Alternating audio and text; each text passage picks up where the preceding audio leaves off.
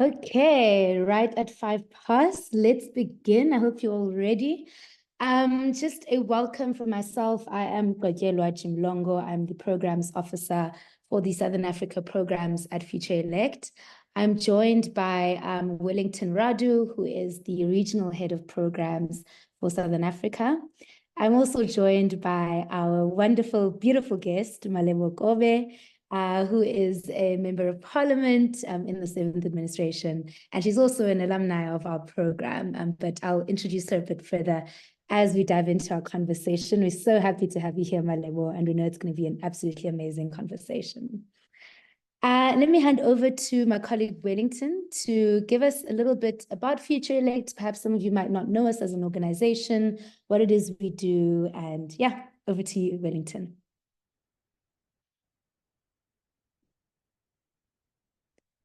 Wellington, you're on mute. Thanks for that, Kokela. Good afternoon, everybody. I'm excited to be here, and I hope we'll have an engaging conversation. So mine is a very small task. But before I do that, what I want to ask you is to just imagine a world where you have unethical leaders, mostly men, and over and above that, you have a citizenry or citizens that are not informed and are not engaged and are not capable of holding those unethical leaders accountable. I imagine I'm talking to the converted here, but nobody would want to live in such a world. And I think for us, that's where we come in as Futurelect, because our role as a nonprofit organization, which is nonpartisan, is to try and assist in ensuring that a world like that never exists. So what we try to do is to then create and support a pipeline of leaders that are ethical, but also women, so that we tilt the balance of forces, as you will hear in the webinar. And then we also try to inform the public and help them engage with those leaders so that they can hold them accountable, not only during polls, but also in between polls. So that's who we are. We are very nonpartisan. And as you will see, when I talk about our programs, you will realize that we have programs that try to deal with some of the challenges that we have in our region. So in terms of the programs that we have, I'm just going to quickly run through some of these programs so that at least you get a sense of where we're coming from and where we're going. So we have our Southern Africa Public Leadership Program, which is purely meant for people that are young, between the ages of 18 and 45 in Southern African countries, who are wanting to run, and both men and women, and they want to run for office. And we support them through our seminars that we run over a period of time in mostly South Africa and one other selected country across the region. And we will talk a bit more about that. But I think for now, what's important is to highlight the Women in Public Office program, which is the one that is purely focused on South Africa, where we support women and non-binary individuals who want to run for office, and some of whom are already in office, and we support them through our program. Kokelo will tell you a lot about what that program is and how it's run and how it's structured. But this is one of the programs that Malebo has been through, and she will also tell you her journey about that. But over and above that, we also have our East Africa Public Leadership Program that's also specifically for young leaders between the ages of 18 and 45. And this is for East African countries. It's both men and women, and we support them through our public leadership seminars as well. And then we're also going to be launching our Women in Public Office program, and that will be for Kenya, and that will be hopefully coming in the next year or so. Over and above that, we have an alumni program, and this is exciting because Malebo is also part of this program. So it's one thing to have fellows go through a program after a period of about 5 or so months, and then you leave them alone and say goodbye, have fun, go run, you're on your own. So what we try and do is after 5 years, or after completion of the program, for a period of 5 years, we then assist you as you go through your political journey. And Malebo will speak to this as we go along. And then on the other side, I think this is on the demand side of things, where we try and assist the citizens to hold these leaders that we elect accountable. And I think you will see if you zoom either on my background, you'll either see the civic education program app, or is it Kokelos? I'm not sure.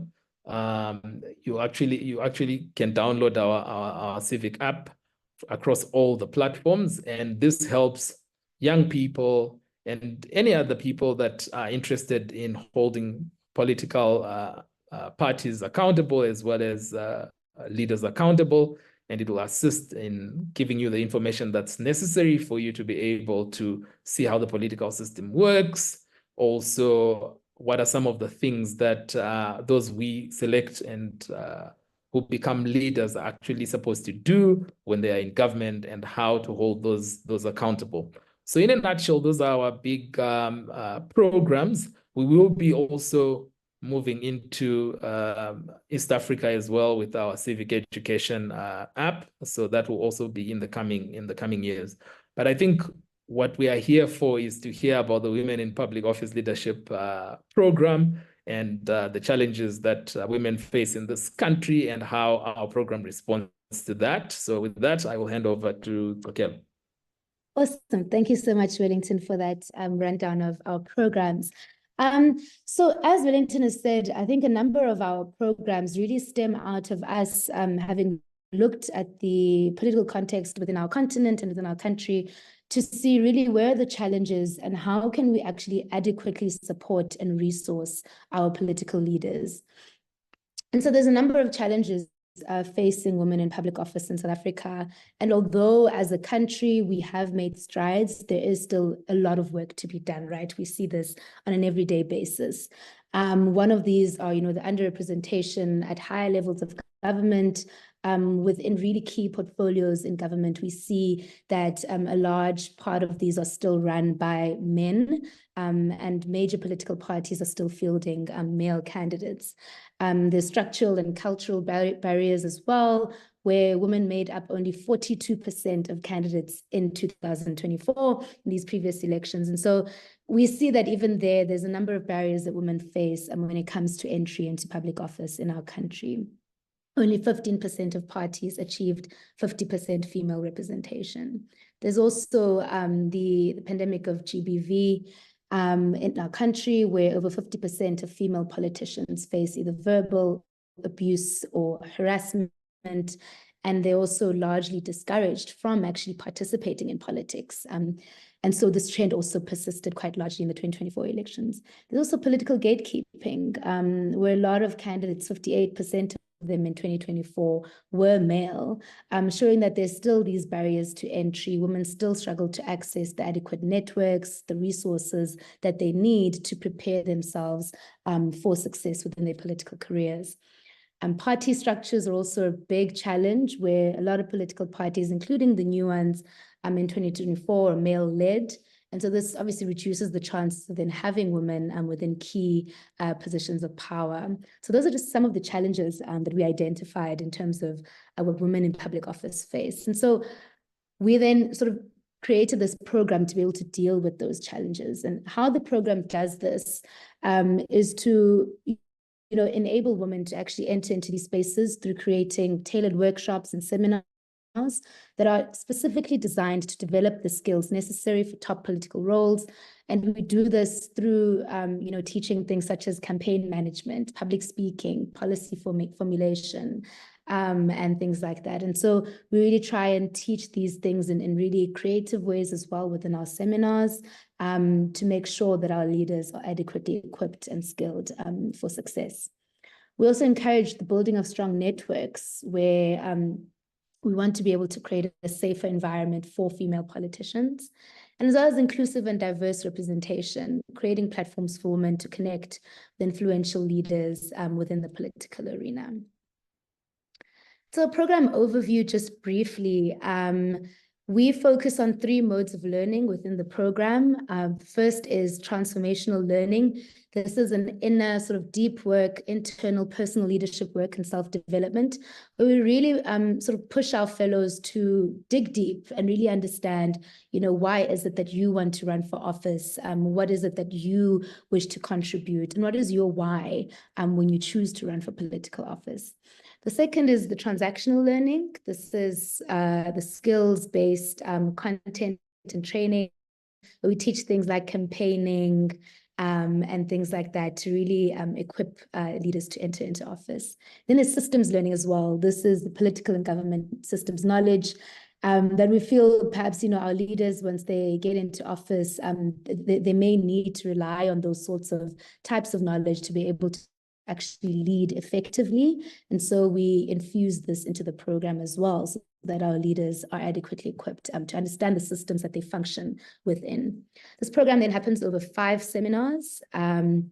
And we found that 13 of our 15 members of our cohort previously actually ran in the 2024 general election in South Africa, and they all represented 5 different political parties. And so this is incredibly hopeful for us. We see that our fellows are really transitioning into politics and are really driving forward the importance and the necessity of having women in political office. And 70% of our graduates at Futurelect across our programs are women or non-binary individuals as well. And so experiencing that also is quite an important part of our programming. And so you might ask yourself, who's this program suited for? Who do you guys want to be a part of this program? This program is specifically suited for women, non-binary individuals aged between 18 to 14 from South Africa, who specifically want to run in the 2026 election. You may be already an elected representative who's seeking re-election, or a new candidate who's planning to run in the next elections. But this program is for you. You must be a person who's really willing to communicate well, has emotional intelligence, has deep political awareness, and who also has a proven track record of leadership as well. As you'll see, some of our graduates have really gone on to do incredible work in various spheres, various political parties. And yeah, they are our beacon of hope, really, and the reason why we do this program, to see this injection of women into public office. But one of our graduates who joins us today is Malebo Kobe. And I'll introduce her now. We're looking forward to hearing a bit more about her personal story, her public leadership journey, and how the program has really impacted her life in politics. Malebo Kobe is Action SA's youngest member of parliament at 32. She holds a master's degree in IR from Jilin University in China. She's worked in the Gauteng Premier's office, and she's served as executive support to the head of mission for the League of Arab States. Malebo also founded the Kobe Malebo Foundation to support child-headed households, drawing from her personal experience. And so there's clearly, quite a number of issues that Malebo advocates for, quite a number of things that have, propelled her public leadership journey. And yeah, Malebo, we're really looking forward to hearing more from you. I'll now hand over to you. Can you tell us a bit more about your journey, your entrance into politics, and perhaps even how the program has impacted that? Thank you so much, Kokelwa. Firstly, it is so good to see you again. I think, I can't emphasize enough how good it is to see people who have impacted my journey so much. I think Futurelect has been so instrumental in allowing me to perform at the capacity that I am at the moment. But before we get into Futurelect, maybe I should just just take everybody through my journey of how I actually even found Futurelect eventually in my journey. So I started with politics in my undergrad. I just did my undergrad in international relations and politics at University of Pretoria, and then firstly, so I was born and bred in Seshego, which is the township that is a stone's throw out of the town of Polokwane. So I'm from Limpopo province, love it, love the weather, the heat, beautiful people as well. So once I went to do my undergrad at University of Pretoria, immediately then I got a scholarship to go to China to do my master's. So I expanded my study of international relations and focused on East Asian studies. And then I came back to South Africa after 2 years after my completion, and I went to work for the Gauteng office of the Premier, where I was doing stakeholder relations, specifically in International Relations Directorate, which was really a beautiful 18 months where I got to learn to see how government works and also how it manages different stakeholders, especially on the international front. Straight after that, my contract was unfortunately not renewed, which is a reality of many interns in South Africa. So I was, well in the thick of a pandemic of unemployment, and I was sitting home for a couple of months, and then I figured, why not leverage on everything that I have learned over the years with my academic background and just a little bit of the work that I did at the Gauteng office of the Premier, to sort of just drive issues around things that I'm passionate about. So child-headed households is something that I'm extremely passionate about, having lost my parents. So I understood the kind of environment that child-headed households would need to sort of thrive, because I understand a big chunk of the burden is put usually on girl children to take care of their siblings following their parents passing, or even if their parents have migrated, economically migrated to move into cities, and you find yourself with the responsibility of taking care of your siblings. So we wanted to establish a network where we sort of give them the support that they needed and just drive that issue in our communities. So I did that for a good couple of years. And even when I went back to corporate, I still carried on with that work, because I understood that it's important to not leave just a gap in community activism. And then straight after that, that's when Action SA came into the political arena. And it really resonated with me in terms of, their values of ethical leadership. I knew that it is, trying to fix South Africa, which is something that this country desperately needed. And so I joined Action SA, and I was in the Limpopo province.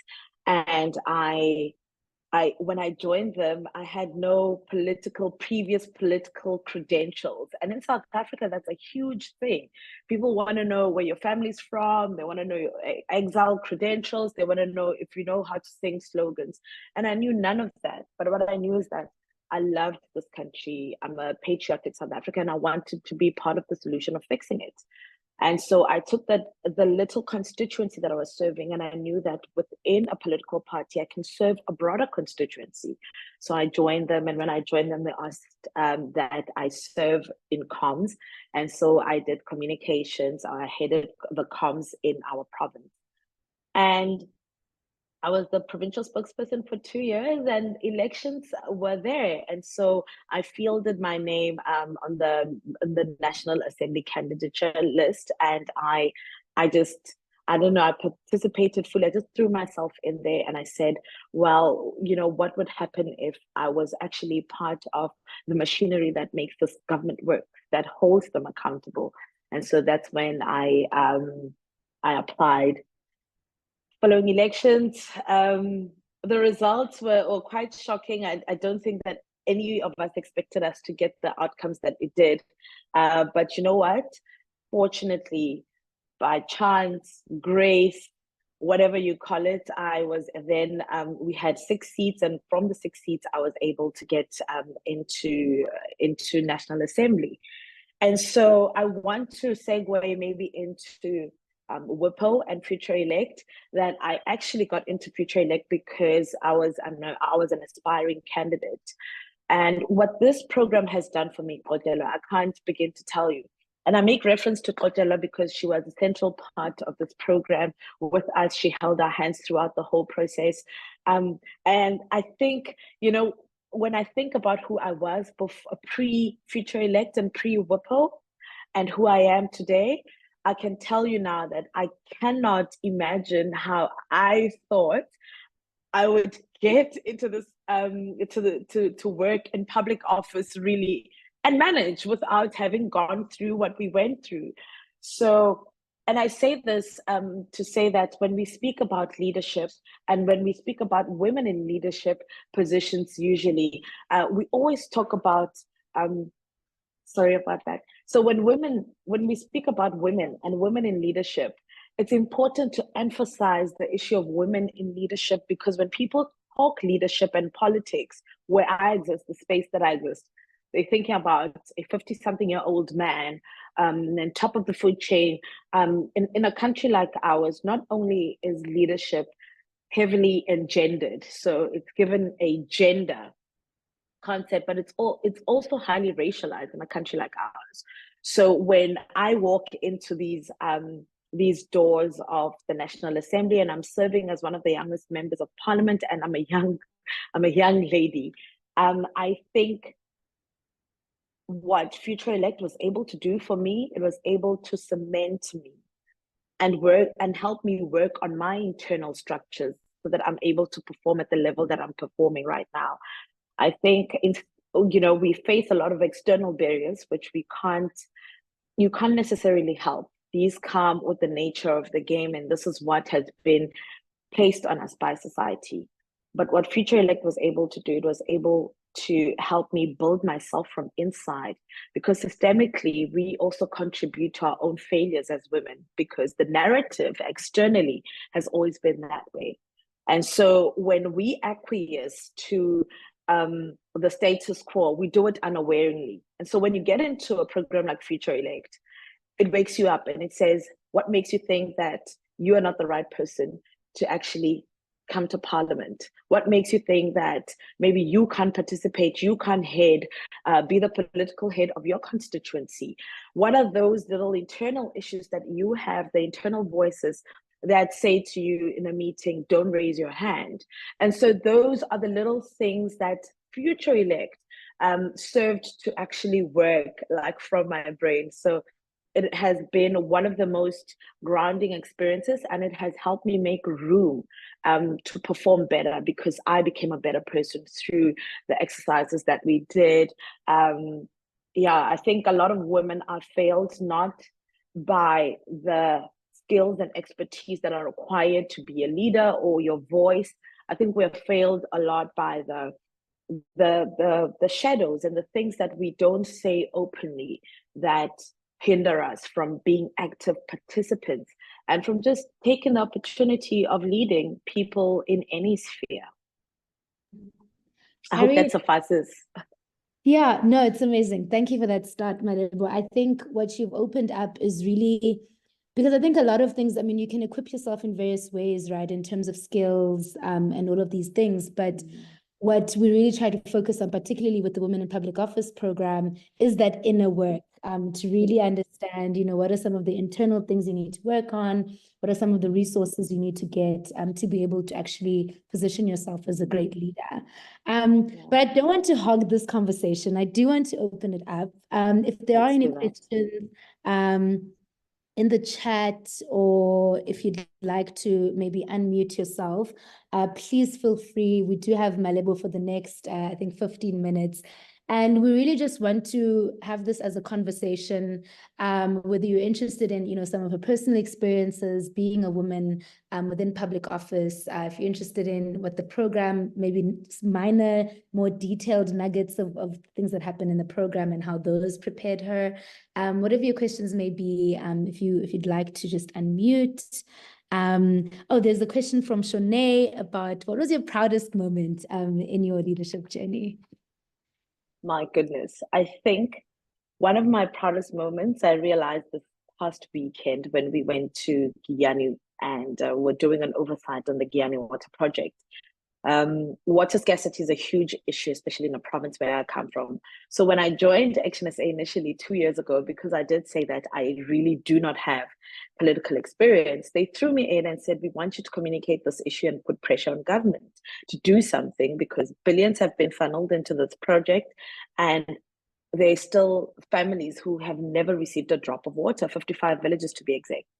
And so when this weekend, when I attended an oversight with the deputy president and with the Minister of Water and Sanitation, the proudest moment that I got was, we've owned this project for 2 years, and it's amazing what a single voice can do to compel government to really start feeling the pinch and start doing something. So the first batch of nine villages received water this Friday, and I was part of that sort of opening. And today I'm not doing it with my hat, wearing my hat of Action SA, but as a member of parliament. So for me, that was such a full circle moment, that the issue that I was driving on the ground, wearing my green little hat, today I'm serving on another platform, and I'm still able to come back to people and say, the issue we've been driving on the ground, look at it today. It's a win for us. So a win for 9 villages. We still have 55 to go, but it's a win for all of us. So I do see that was one of my proudest moments.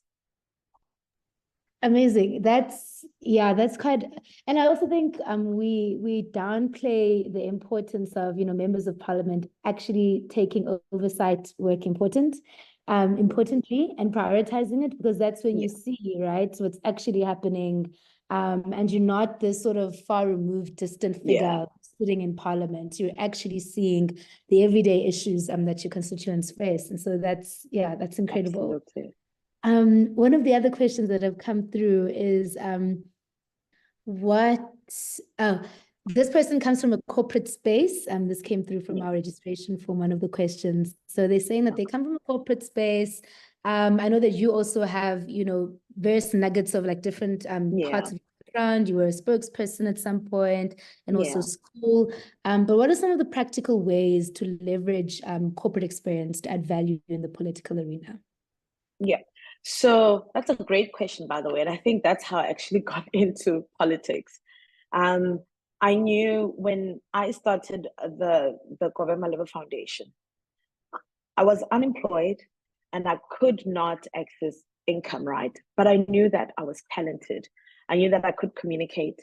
I knew that I had a vast network of people who had resources, but not necessarily for me, but they could they could funnel them into a course that I'm driving. So firstly, I would like for you to just put a register of the skills that you have, put them on there, and think about an issue that you're passionate about, that you want to drive. So that is you targeting a certain constituency and a certain issue. Use your ability and the skills that you've learned and your expertise from the corporate sector to connect people with those issues and ensure that you drive it to the right kind of platform. So, for example, if you're a person who is, for example, if you are talented in graphics, you could push social media campaigns that speak to issues that you're passionate about. So if you're passionate about GBV, or if you're passionate about water issues, so there's so many things that we can do. And I think the heart of it is that we touch communities and change them with what we can do, and speak to the right sort of platforms. So that's how I think they can leverage on their skills and expertise. They matter, they're important, and people need them out there. They don't know that they need those kind of tools to get their messages across, so that we can fix these issues that exist in our communities. Yeah, absolutely. And something there, Malebo, about what you're saying, there's something to be said about starting right where you are, and with the skill set of where you are. That, you don't need to be thinking, oh, I need to get into this thing 5 years after I've reached what stage. And I think it's a thing that women political leaders face quite a lot, that they feel that sometimes they need to go back and study, get another degree, get more corporate experience, get more of this, get more of that. And it's like, start where you are, do it with what you have, and take that plunge. And I really like that. That's really valuable. And also, can I add that the difference between corporate and politics is that with corporate, you're given a title, right? And then you start to learn your way as to how to do the thing, right? So with politics, it's different. You start doing the thing, and then you earn your name as a leader, right? So I would also, you're really, really right. You're correct in saying that we must do the thing. And I always say to people, this was something that actually that came to me, a big realization that came to me this week is the more you do a thing, the more you can do it. And I speak to the fact that I started with a blanket drive on Mandela Day. And the more I did that, the more people then recognize me as a point of reference, as the leader to go to with certain issues that involve child-headed households. And that's how then you garner that respect as a community activist. So you start with the issue, or you start doing. The more you do, and then you'll get your title, and then you'll get your credentials and your accolades. But you need to do. It's important that we do. And I think the culture in corporate is you get a title first. So I think this is why women wait for titles. They wait to be given another belt. They wait to go through another training session. They wait for another thing so that they are sort of validated. And I just really want to encourage people to just do. If you're a writer, write. If you're a speaker, speak. If you just do where you are, and I promise you, you will be recognized as a person who does that eventually. I love that. I love that. There's another question coming in from the chat that says, how do we begin to create a culture of work-life balance within public office and we don't lose women at junior and middle management? There's a lot to be said there about, the lives that we live, especially as women, and bringing our full identities into politics. How do we strike that balance, and how do we make sure that we don't lose women, excellent women leaders, just because we haven't made that thing happen? I don't know how else to put it. Can I be transparent? I'm actually really now really understanding why the program was designed in that way, because it is difficult to establish a healthy work-life balance. There's tons to get through, but what I think the program has taught me is that there's a certain portion that must belong to me, that must belong to my days, that must belong to my social circles, in order for them to feed and fuel me, so that I'm able to do the work that I do with diligence and excellence and throw myself completely in. So what I always make sure that I do is that I keep my circles and my ties, like my familial ties, I don't break that. So I'm always with my sister, with her kids, with my brother, with my family, at family gatherings. One thing I remember, now she is Minister of Basic Education, Siviwe did say to us, she said, attend baby showers. Go and sit with your friends at the park. It's so important. Say happy birthday and attend birthdays. They're so important. And I'm seeing that in this environment where we are, you can fall easily into the trap of a toxic work-life balance, where you work, and you go home for like a drink, and you come back and you're working, and you're still working long hours. So it's important that you carve out intentionally time to attend baby showers, send people birthday cards, be intentional about the people that are in your social circles, and really just give them all of you when you're there. Because the rest of the time you're giving it to South Africa, and it matters that I like that. And there's also a bit in there about self-care, hey?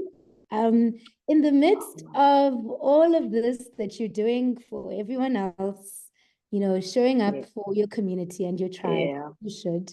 There's also a big piece there, and I hope you're also taking care of yourself, Malebo. I'll put you on blast. I am trying so much. I'm trying so much. And the one thing that I'm seeing, because I've got a little indicator that's showing, I'm starting to pick up a little bit of weight. And I'm like, wait up, you are not taking care of yourself the way you should.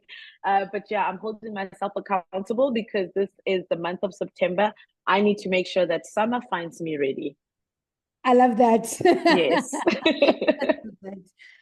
There's another question in the chat from, I hope I'll pronounce this correctly, Marubine Chikota, who's saying, should women be granted political, so this is really picking your brain.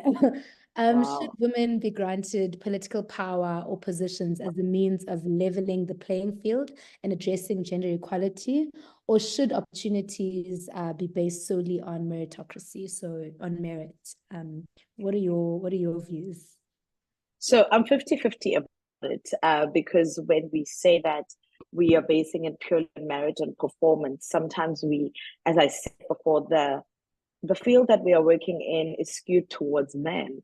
So even when we speak about merit and performance, we are really working in a highly, I don't know, the space itself, I think it's biased towards men, right? So this is what I'm trying to get at. So even when we open up spaces for women to be excellent, and for women to perform purely based on meritocracy and performance, which I believe a lot of women are capable, even much more capable than we think. I think there's been a study that says that all the time when you get into a room and you ask experiences of men and women, usually men would overstate how incredible they are in terms of how they grasp or understand the topic at hand, when women will usually unduly talk themselves down. So even if we are playing the same level field, there are barriers that I've said, glass barriers that sort of prevent us from performing at the level that we know we can. And those are the internal, I think, conversations that a lot of women need to do. We don't jump at opportunities fast enough. We don't say, I will lead and advocate fast enough. And also we understand that the system also punishes you if you're a little bit too ambitious as a woman. And I think a lot of women are afraid of that victimization. So we don't flex our wings as we should because we're afraid of being burnt by the sun, which is the system, you know. So I think that if the system and the field could have been a little bit more friendlier to women, we wouldn't even have to advocate for women leaders to take part in anything. I think if there was fairness, and if the system operated just like any sort of factory system, it would allow like pink balls to be pink balls and yellow balls to be yellow balls. But the system is not designed in that way. I did say that even when I walk into meetings, everybody assumes that I'm here to see my mom, or I'm with my mom at a meeting, or I'm with my dad. They assume that my colleagues are my seniors, which is not the case. We're all new here. It is all our first time in Parliament. We'll save a few who have been here previously with other political parties, but it is Action SA's first time in Parliament. But I can tell you now, I've seen the interactions that I've had with people, and they always assume that my male counterparts are more knowledgeable than I am, have much more expertise than I do, when we are advocating, in fact, for the same thing in the same constituency, or from the same political party that champions the same kind of values. But it is always assumed that I am on the back end of the conversation, or I start from the back foot. So I think it is important that we deliberately place women in front, and yeah, well, sure, we get excellent women, but I don't think we're short of that. We're definitely not short of that. I think you and your class and your cohort of Women in Public Office Fellows are proof of the pudding. Maybe one last, we have like about 2 more minutes and then we're going to close it. But as a parting gift, what's your sort of advice to aspirant women political leaders who want to run? There's an election happening in 2026. What would be your quick, sharp advice? I cannot overemphasize this, but go for these opportunities. Field yourself as the head. Do you understand me?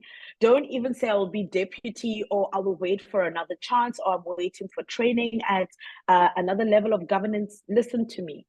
I want you to go head first to the highest and best position that you can get. Go and be a counselor and speak for people's issues on the ground. There is no one who's more capable than you. You have served enough people, you have served under enough males. And I think it is time for us to take that feminine touch to government. It's needed. Our people need it. They need more empathetic leaders. They need leaders who believe more in collaboration and just working together. I think they need women excellence, and we need to see more women championing our issues in the forefront. So I'm saying to you, please apply for the higher. Don't listen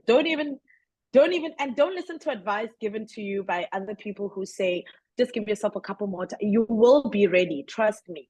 None of us were ready, and we're thrusted into this, and we are thriving because we've got wings. We've got muscle memory, and our bodies know how to thrive when given the opportunity to. So don't wait for any other thing. Just apply, and go to the highest office. Yeah, amazing. On those words, I think, yeah, sure.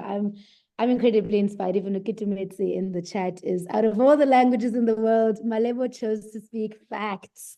I think we can all agree that we're all motivated and inspired. Thank you so much, Malebo, to you for joining us. And thank you to everyone as well who joined us today on the call. I know it can be quite difficult taking some time out of your lunch break, but we hope you still enjoyed a cute little lunch with us and having this conversation. Please continue to engage with us on our social media. Feel free to inquire and email us as well here at Futurelect. We'd love to hear from you. Michelle, thank you very much. Thank you so much, everyone. Enjoy the rest of your day.